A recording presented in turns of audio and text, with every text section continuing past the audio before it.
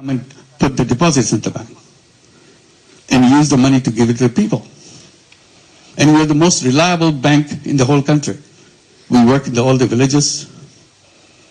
People from the area, they come and put the money because no other bank. So we have lots of money coming in. Our problem is not shortage of money. Our problem was a surplus of money. They put the money in, but we don't know how quickly to expand your business because your business is fixed. It has to be poor women. Their capacity to take money is limited. So it's a very reverse kind of experience. So this is one area. We created all these businesses. We created these programs, turned into businesses. Toilet business, so it became a commercial business. We produce toilet and sell it to borrowers. Healthcare became a separate business. Housing became a separate business. So along the way, we created many businesses. And people keep asking, how many businesses can you run? You must be making a lot of money. I said, yes, it brings the money back, but we don't want to make any profit out of it. Another debate began. Debate is, how can you run a business not to make money? Because in our textbook says, you must maximize profit if you want to be a business. And you're saying you don't want to make profit for yourself. I said, that's the difference. I'm saying, I don't want to make profit for myself. Business makes profit.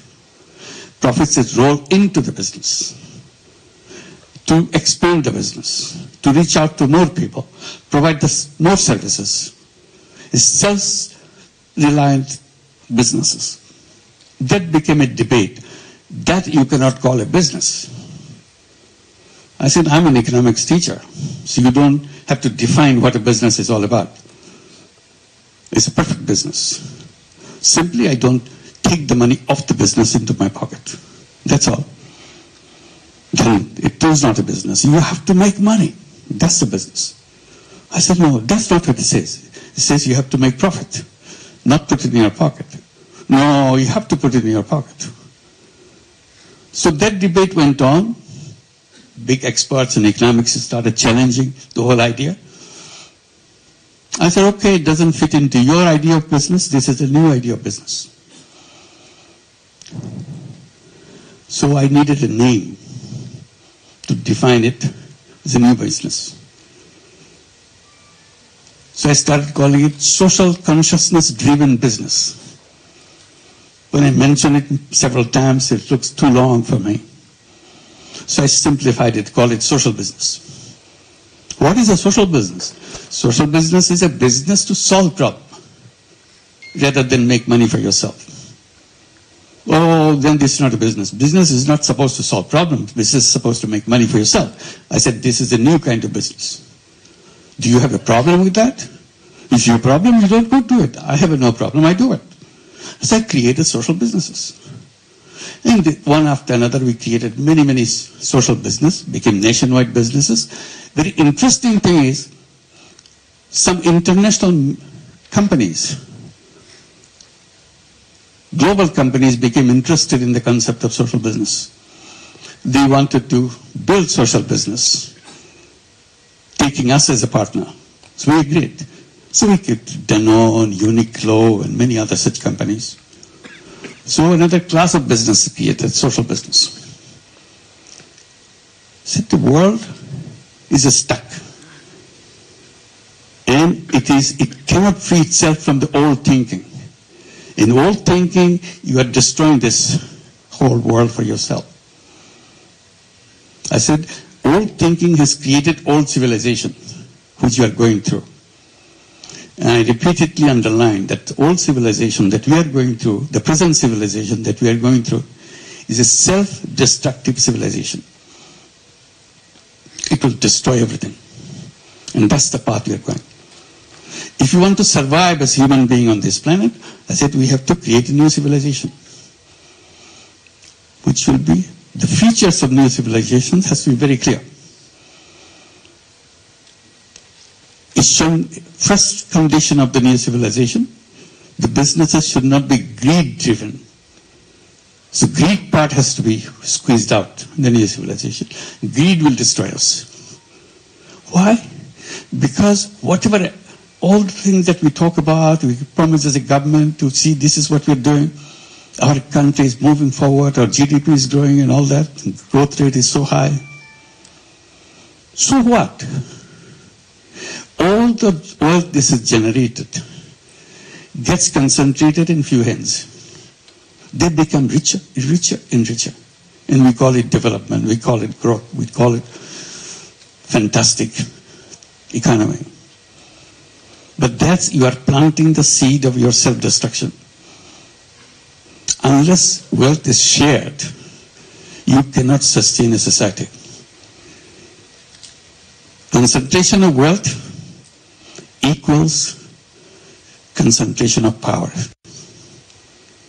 And you start concentrating power and deprive the power for the people in ground, that society will collapse sooner or later. That's it.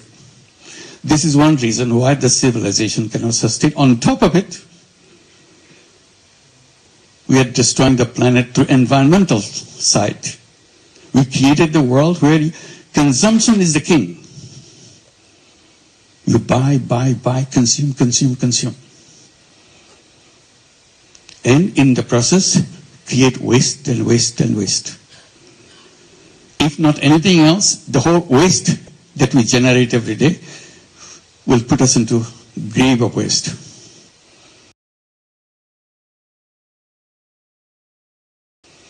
I said we have to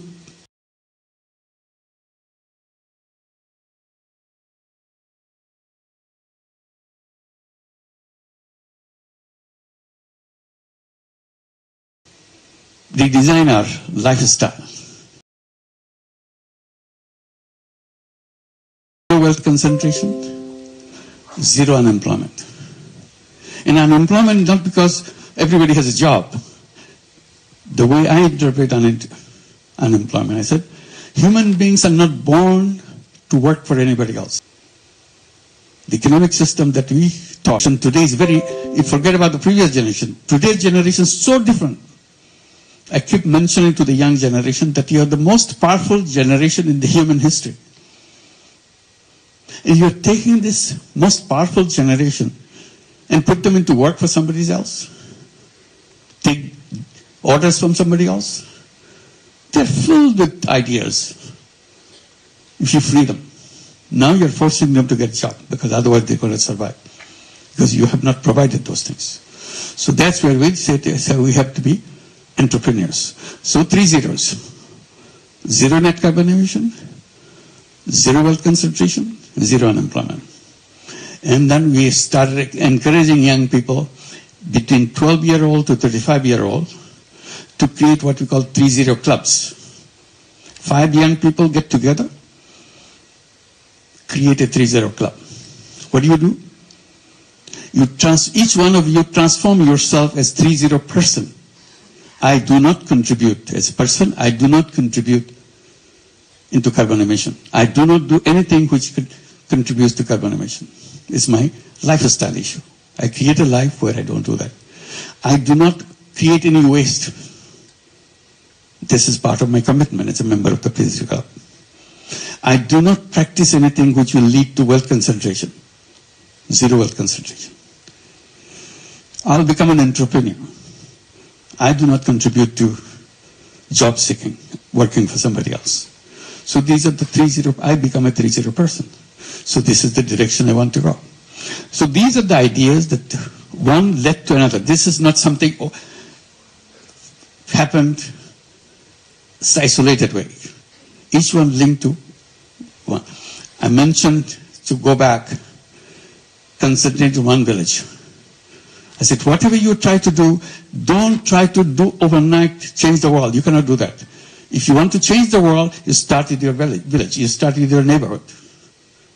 If you are successful with your neighborhood, then you have a chance to go to the next step and the next step.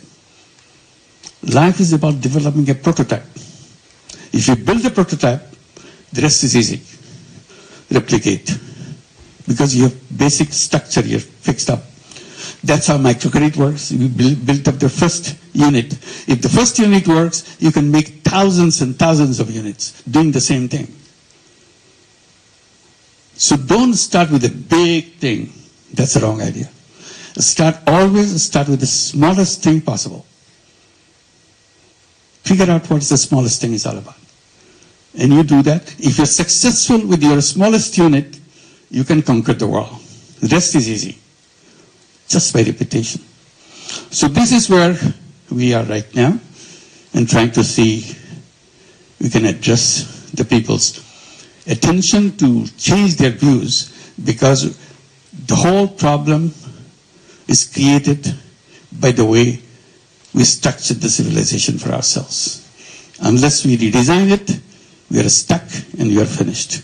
So that's the world we see. We have the alternative. It's not that it's a kind of terrible thing. It's not a terrible thing. Simply become aware. It can be done in a different way, in a better way, in a sustainable way. That's the direction we want to go. And that's where young people get excited, because they have lots of creative ideas. Somehow we put a tab on it, put them under wrap, open it up, and young people dare to be themselves and get into a mission that we have to create a world so that the whole human community survives. Otherwise, we're in grave danger. So I'll stop here, and I guess I'm supposed to take some questions. I'll be very happy to do that. Thank you very much. Thank you very much. His Excellency will gain not only valuable knowledge, but also meaningful inspiration to pursue business with purpose, to ourselves, to the countries, and to our region as well. And now it's time to open the floor for Q&A before the photo session. Okay, so anybody, any questions are welcome. Please raise your hand for the question. Yes, please. Thank you.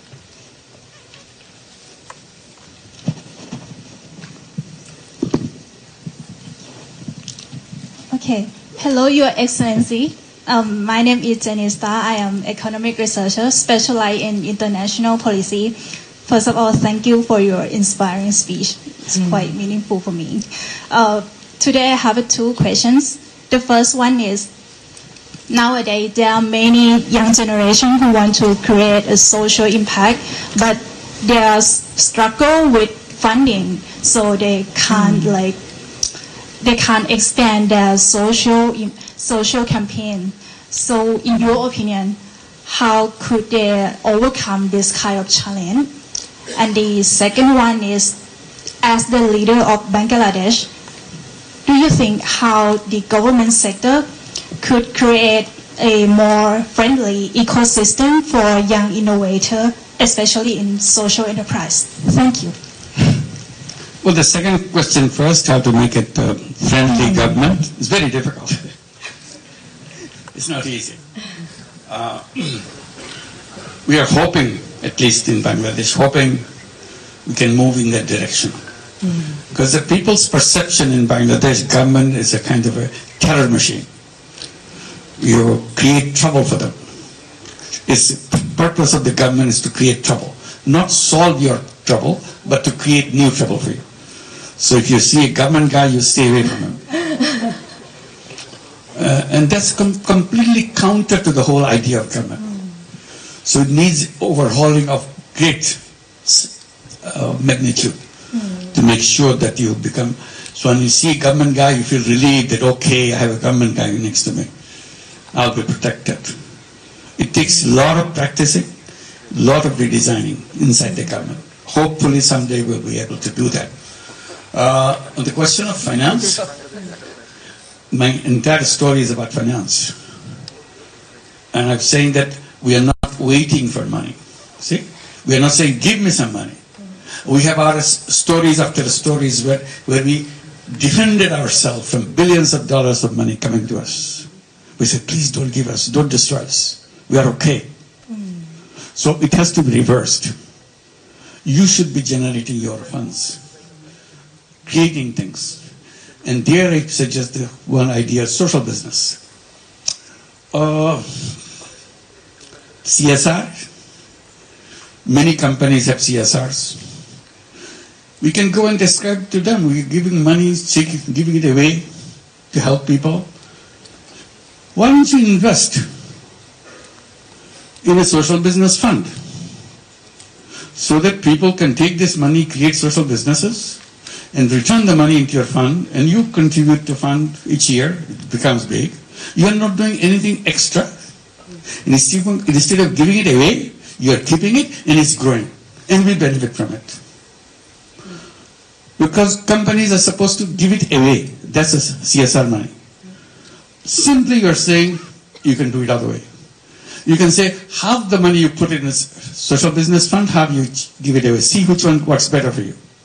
If you like this one better, gradually you'll pull all the money.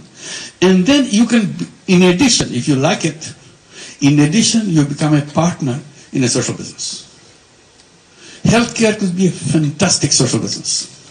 Everybody needs healthcare. And this is the most difficult thing to get in most of the countries. I said, why don't we create social businesses? During COVID-19, we have gone through a big fight, global fight, to make vaccine patent-free. Just patent-free. We're not saying give it free. Patent-free. Patent means you protect the right for yourself. You can charge any amount you want. It's a monopoly right. Take away monopoly. You sell the product at the price which you have to charge. Because it's a question of people's life. We have had a global fight for this. Fighting taken to the WTO, because that's where final voting takes place. It needs every nation's concurrence. When everybody says yes, then only then it could be removed. In the final count, when after long battle around the world, final count, 10 countries stayed away, didn't vote. So patent stayed. As a result, COVID-19 vaccine went to rich countries in extremely high prices. Companies made billions of dollars, and they're gloating with happiness, giving big captions, so many billions of dollars earned by this, so many billions of dollars here. I said, that's a shame. You're making this money at the cost of people's lives. Many people, millions of people in the world didn't have access to vaccine because they will not allow this vaccine without patent right. If patent right was removed, many countries will produce this, and it will be available everywhere. So ever since we are campaigning for pharmaceutical companies to become social business companies. So today you pay a penny for your medicine, in the production of that medicine, you charge to the consumer $1 for that. Nobody can stop that. It's a free market. So I said, only escape from that is to create social businesses. Where would the social business come from? From me and from you. If you agree, we do that. Nobody can stop us. It's a business. Only thing, we don't overprice it to make money for ourselves. The social business doesn't have any room for making personal money out of the business. So that's it. So this is the way to go. It can be created. Money should not be a barrier. It's a kind of, again, creative way of thinking how to make it possible. Make contracts with the people. I delivered this, you give me this, I deliver this. That's it. Thank you. Thank you. Thank you very much, and please feel free to engage with Professor Yunus. Thank you. Please. The lady in the middle, please also introduce yourself and your organization. ตรงกลางสุดขาวค่ะ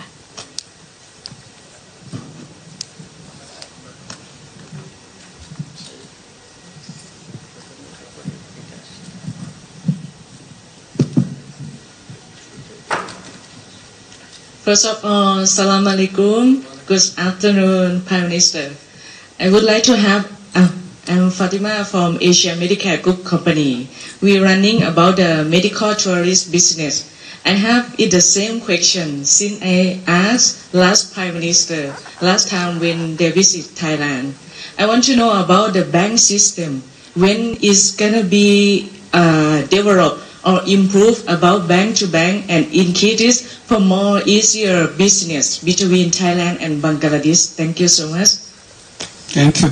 It's many examples around the world how to create a new kind of bank, a social business bank. So microcredit banks are social business bank. We're not talking about you make money out of the poor people. We said create a social business bank. If you want to make money and still lend money to the poor people, that's fine. It's allowed. But better still, it could be a social business. So that you do that not to make money for yourself. You do that because you want to help people to transform their own lives and give it a thing. And we keep saying that, like in the universities, in the colleges where students come, I'm saying they should be entrepreneur. In every school, they should have a social business fund. So the students who will become entrepreneurs, they'll come with a business idea and go to the school fund to try it out, practice it. It's a tiny little model that they would like to do. And if it's successful, they can attract funding from other people. But the school should be able to provide this funding so that you can start a new idea while you're still in school. Because that's where you should be preparing yourself as an entrepreneur. And people say, why should they do for social business? I said, at this time, I'm not saying it should be all social businesses. They can do money-making businesses too. But the fund should be there so that they can practice it. But I'll encourage young people to solve the problem of the world. They have to have a mission, purpose of life. Purpose of life could be, I will make lots of money. That's my purpose of life. Okay. But another purpose of life, I will change the world. Things that happen, they don't have to happen because I will come up with an idea which removes all these problems. And history